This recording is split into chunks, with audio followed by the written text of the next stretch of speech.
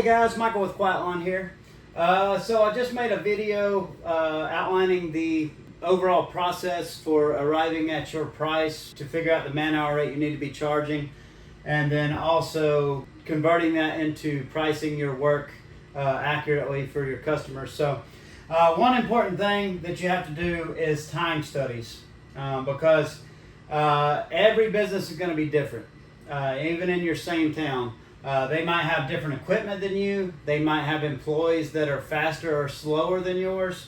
There's a lot of other factors that they might have different vehicles and they have to get fuel more often, or lots of different variables that could be different from your business. So it's very important for you to get data based on your specific business, your specific equipment, vehicles, personnel, because that's going to give you the most accurate representation of how long it takes you to perform different services. So the point of doing time studies is once you come up with that man-hour rate, now you need to apply it to your estimates. But in order to do that, you need to have a scientific way to accurately estimate how long it's going to take you to do a certain size property.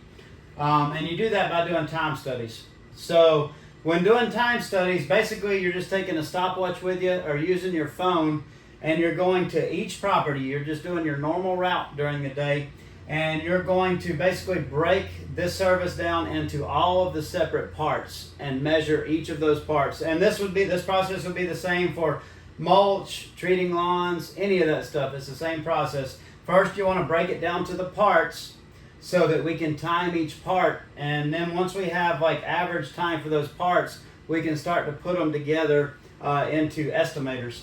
So let's say we're going to mow a property. We want to break that down to each part. So if you think about going to a property to mow, you have several different things that you're doing during that visit. First, you're going to be driving there and driving to and from the property. Second, you're going to be unloading your equipment. Third, you're going to be mowing the grass. You're going to be edging the sidewalks in the street. You're going to be string trimming around the property, and then you're going to be blowing everything off. So if we break that down to all these parts, we can start to time each one. And a lot of these you'll see are consistent no matter what size property you're at. Unloading and loading, that stuff is going to be universal. It doesn't matter how big the property is or how small, it's still going to take you the same amount of time to load and unload. But we can measure that. So let's say at this property it took us 2 minutes to load and unload. It took us 19 minutes to mow the property. And as you're doing this, you're writing this down. You have a notebook with you, or maybe you can even do it on your phone with a spreadsheet. But you need to be doing this for each property. First thing you need to write down is the size of the property. How many square feet. Let's say this one's 6,000 square feet. No back fence, no corner lot. You're going to find there's a few factors like that are going to greatly increase the amount of time it takes to do the same size property. So start tracking that. So you're just going to write down the details about that property. How many thousand square feet, whether it has a back fence, whether it's a corner lot. But to mow that property took us 19 minutes. To edge the street and sidewalk took us 2 minutes. String trimming took us about 12 minutes. Blowing everything off took us 5 minutes. So when you add all that up, it says it took us about 40 minutes to service that property. If we just use that 40 minutes to arrive at a price, do you think that would be an accurate price? If we just based it only on what it took as soon as we got to that property? No, because there's a lot of stuff we're missing. We're leaving out all of the inefficiencies during the day that we need to add to that time to get the total time involved with servicing that property. So let's look at adding some of those inefficiencies. One of those would be the time in and out of the shop. How long does it take your guys to get all their stuff ready, get their vehicles loaded up, and head out to the first property? That's a big one. How long does it take them to get back, take their equipment off, put their stuff on chargers, fuel up, whatever it is they got to do. You need to be tracking that stuff.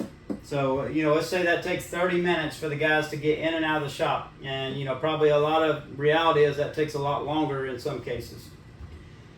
Let's say they have 60 minutes throughout the day for their breaks, their lunch break, and their various water breaks and stuff throughout the day.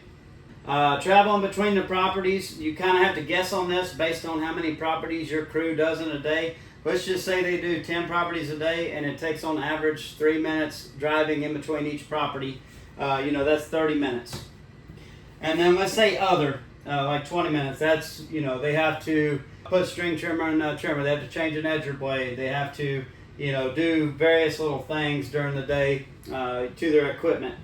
So let's just say total out of an 8-hour day, let's say we work an 8-hour day, that we are wasting 150 minutes that aren't directly towards the job. We still, we have to pay our guys for that 150 minutes. We still have to get paid for that time. It's not free for us to pay our guys to eat lunch. It's not free for us to drive to and from our shop or between properties. It's not free for us to do all of that extra stuff. So we need to make sure we're charging for that when we do our pricing. So all we do is we're going to take 150 minutes that we added up there, and we're going to divide that by our average day, which would be 480 minutes or 8 hours. And that gives us a percentage of 31%.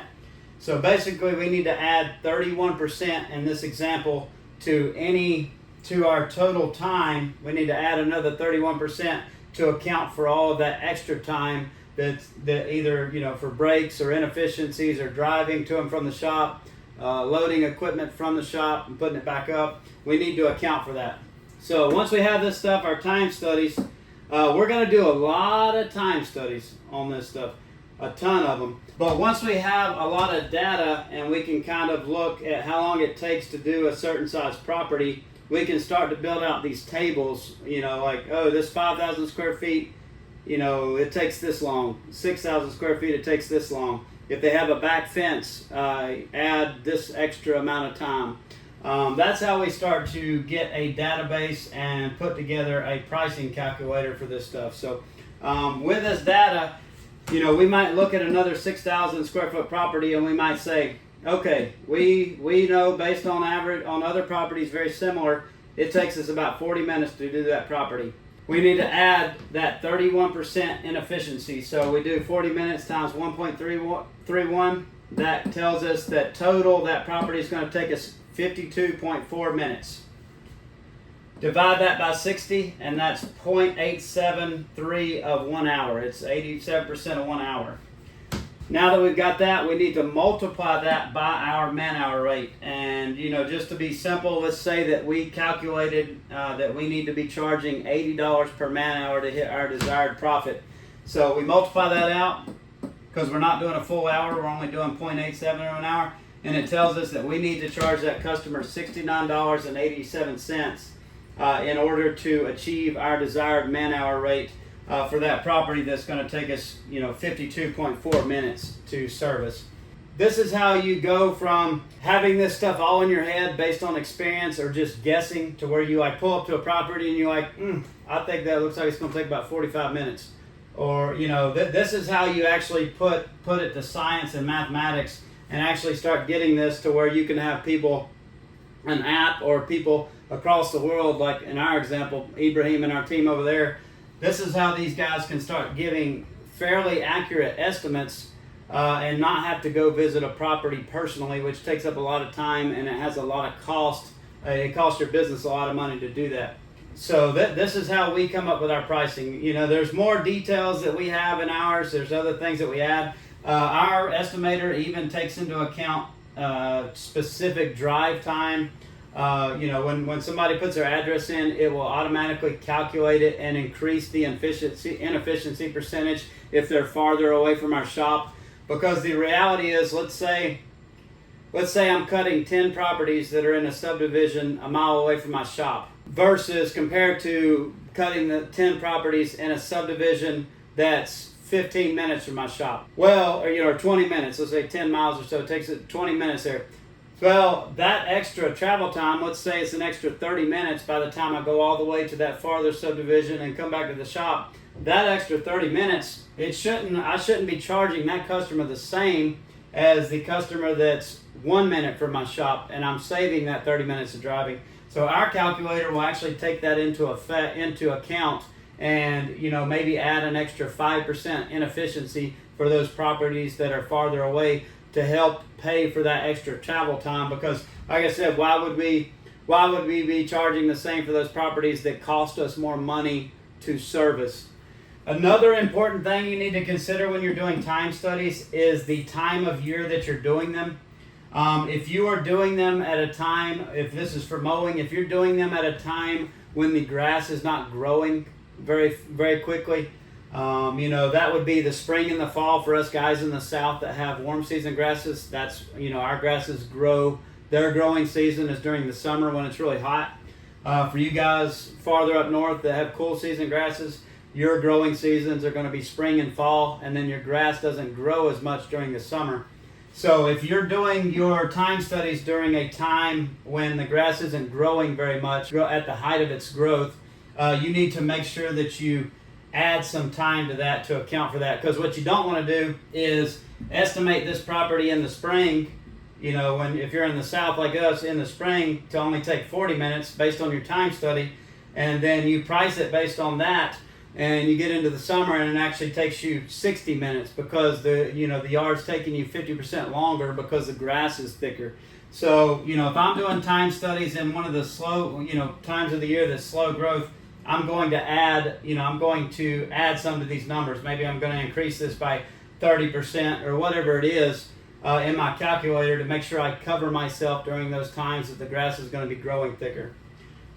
But yeah, that's basically the process we use to price stuff. Like I said, you can get a lot fancier and a lot more detailed. Do you need to? No, but we like to get as close as we can and have as many factors as we can, because we can simply just build a spreadsheet calculator or build an app that can take all that stuff into account, and it doesn't take our guys any extra time to consider those extra factors. But if you're just doing this the old-fashioned way, and you want a simple way to calculate pricing, this is the way you do it. You're going to do lots of time studies.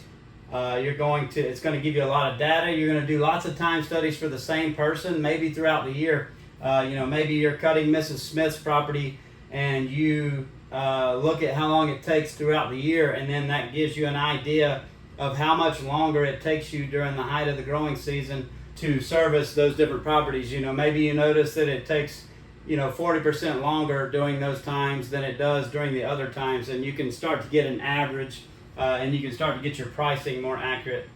But I hope that helps. If you have any questions, I know I ramble a lot, but this is basically how we use time studies to apply our man-hour rate to estimates. And like I said, let me know if you have any questions. Thanks for watching.